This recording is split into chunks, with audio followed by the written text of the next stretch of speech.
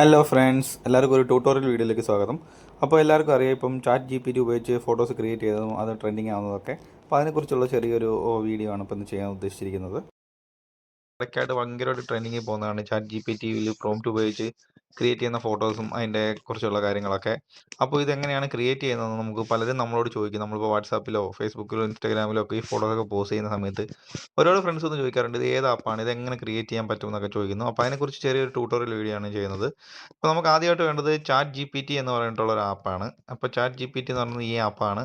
ഇത് നമുക്ക് പ്ലേ സ്റ്റോറിൽ നിന്ന് ഡൗൺലോഡ് ചെയ്യാം. ഇതല്ല ഡൗൺലോഡ് ചെയ്യാൻ ബുദ്ധിമുട്ടുള്ളവർക്കാണെങ്കിൽ നമുക്ക് ക്രോമിലോ വേറെ ഏതെങ്കിലും ബ്രൗസറിൽ പോയിട്ട് ജസ്റ്റ് ചാറ്റ് GPT എന്ന് അടിച്ചു കൊടുത്തു കഴിഞ്ഞാൽ സാധനം കിട്ടും. അപ്പോൾ അതിൻ്റെ ഒരു ഇൻ്റർഫേസ് ഇങ്ങനെയാണ് വരുന്നത്. അപ്പം നമ്മൾ ആദ്യം ഒന്ന് സൈനപ്പ് ഒക്കെ ചെയ്യേണ്ട ആവശ്യമുണ്ട്. നമ്മുടെ ഗൂഗിൾ ഐഡിയോ അങ്ങനെ എന്തെങ്കിലും ഒക്കെ കൊടുത്തിട്ട് നമുക്ക് സൈനപ്പ് ചെയ്യാനുള്ള ഓപ്ഷൻ ഉണ്ട്. സൈനപ്പ് ചെയ്ത് കഴിഞ്ഞാൽ നമ്മൾ നേരെ വരുന്നത് ഇങ്ങനത്തെ ഒരു ഇൻ്റർഫേസിലോട്ടാണ്.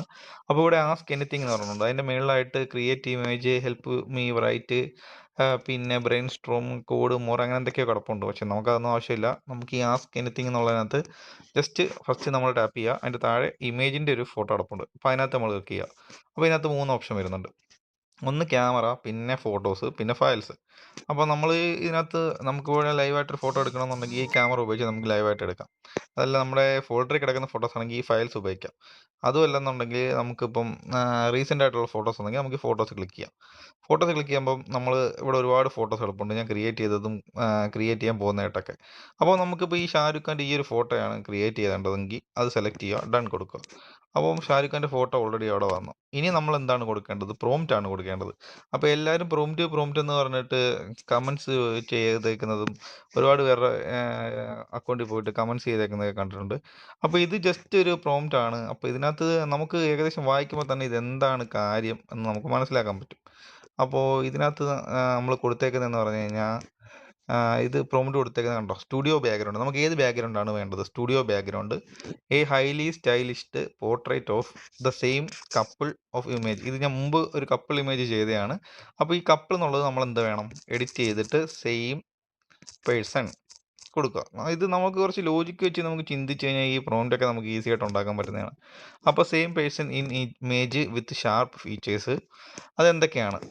Flawless skin, fair skin, well filled black suits with a black shirt and black pant, small gold chain and sunglass with black small watches lightly unbuttoned at top against the bold red gradient background, confidentially, high detail editorial photography, 4K resolution, symmetrical composition, minimal background elements, 9:16 ratio.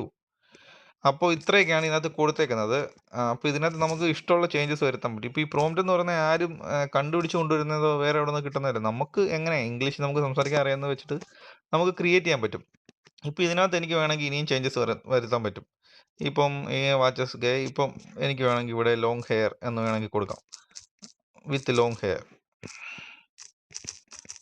With long hair എനിക്ക് കൊടുക്കാൻ പറ്റും.